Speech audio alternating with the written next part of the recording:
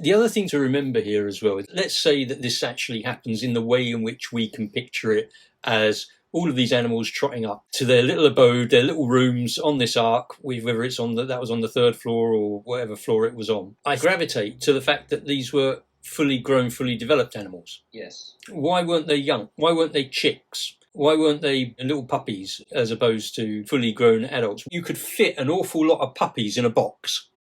But also, you don't want two tired, knackered old animals that may struggle to recreate afterwards because they've gone beyond their reproductive cycle. So you're going to go for the young and the fresh, right? Which gives you the capacity to contain more and to take more different types of things as well, in terms of different species of animal. Don't necessarily think of the fully grown animals marching up the ramp. Think of things that could have been collected as young. And there was a lot of time to collect and store and determine which things go in and which things don't go in.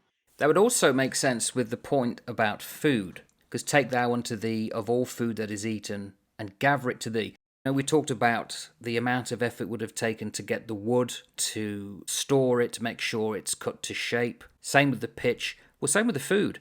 You have to have a vast network to bring in the food, the different types of food. But if they're younger, less in size, they won't need so much. If they're fully grown like lions, they require a lot of food.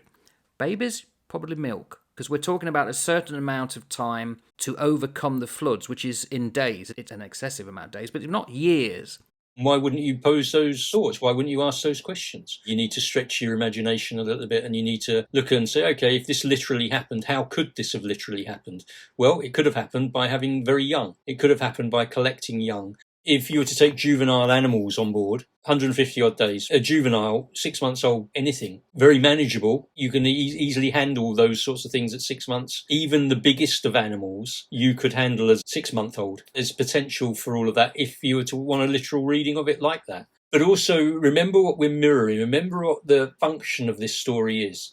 The function of this story is not so much about how it was done and the material side of it, but what's the overall functionality of it. The functionality of it is we've gone from God said, let there be light. There was chaos, there was order. Now God has placed light in this ark. There is going to be chaos from which order will be recreated. And so the very instruction that God uses in Genesis 6:20, or it's recorded, is of the fowl after their kind, the cattle after their kind, after its kind, mirrors and parallels the creation of account in that everything was created each according to its kind.